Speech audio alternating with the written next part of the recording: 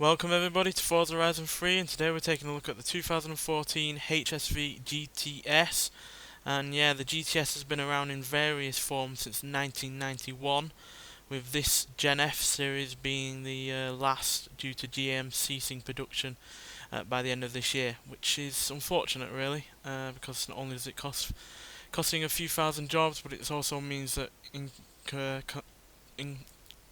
you know, because of Ford Australia also ceasing production of their vehicles, couple that with Holden now no longer being making vehicles as well, that the Australian auto industry's really rather been decimated, and yeah, that's a great shame because many great vehicles have come out of that country.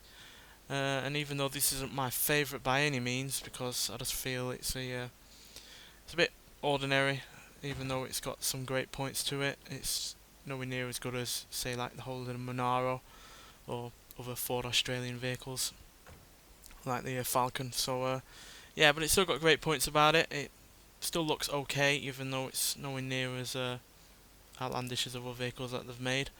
And yeah, it's got a really good engine underneath as well, which we'll take a look at now. So yeah, it's a 6.2 litre supercharged V8, and it produces 577 horsepower and 545 pounds-feet of torque, which is a fair bit, to be honest. It's certainly not numbers that you can scoff at, but unfortunately the car weighs 4,147 pounds, which is a fair bit. It's obviously a lot of European car manufacturers have cars that kind of weight, but they also have either more power or more torque, or a combination of both. And when you compare it to the likes of the latest Cadillac CTS V, which has 620 horsepower, then yeah, this is really rather outmatched. But this is a car that drives really well, looks fairly decent, and has plenty of practicality on its side, which is certainly something you can't, moan at. And yeah, even though I just don't find it, all that good looking, and even though it's a little bit outlandish with the spoiler and the quad exhaust, it's just, yeah, it just comes across a little bit boring and a little bit safe. But like I said, this is a car that does drive really well, and to see that, we're going to take it out onto the circuit and see what it can do. So see you when we get there. Right, let's see what this Holden can do.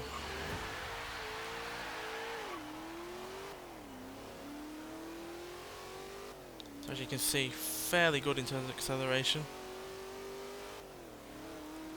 And the one thing I do like about this car is it does have a kind of old school vibe to it. Big V8 up front, which is supercharged, and then simple rear wheel drive at the back. And yeah, very little in the way of computers or anything else that's taken away from the driving experience, like say German saloon cars that are just as powerful, if not more powerful than this have. So yeah, I can respect it for that, and it is a really rather old school in terms of how the kind of fun that it has going for it, because you can get big drifts like that going out when you really hoon it into a corner. And it has all that acceleration from that big supercharged V8 going for it as well. And as a result, it can do 0 to 16 4.355 seconds, 0 to 109.676 seconds, and it'll do 191 miles an hour, which aren't too shabby in terms of acceleration and top speed. But again, there are quicker cars out there in this kind of class. But I guess you could say that this is a car that's no doubt going to be a lot rarer than those kind of vehicles. And yeah, no doubt it's probably cheaper to buy as well, new, than those vehicles as well. Though obviously, new vehicles of this are going to be non-existent post 2017. So yeah, it's kind of a a car that's harking back to the old times, but it's going to be a car that's going to be no longer around at all in terms of new production in of itself anyway. So yeah, it's really rather sad, because quite frankly America now are the only ones that are doing vehicles like this, now that Australia has been completely decimated with Ford and GM now ceasing production of their vehicles. And yeah, that's a shame, because even though this isn't my favourite Australian V8 car. I think that the Falcon that we reviewed is somewhat better, even though it's nowhere near as quick. It's still a shame nonetheless, because even though I don't love this vehicle, I do really like it, and I don't want to see these kind of vehicles completely go. I know times have to change, and clearly big companies like GM are seeking profits and, you know, over making cars that are fun, but and obviously if a car's not selling well, then it's hard to justify them keeping it going. But then again, I find that cars like this enhance a car's brand.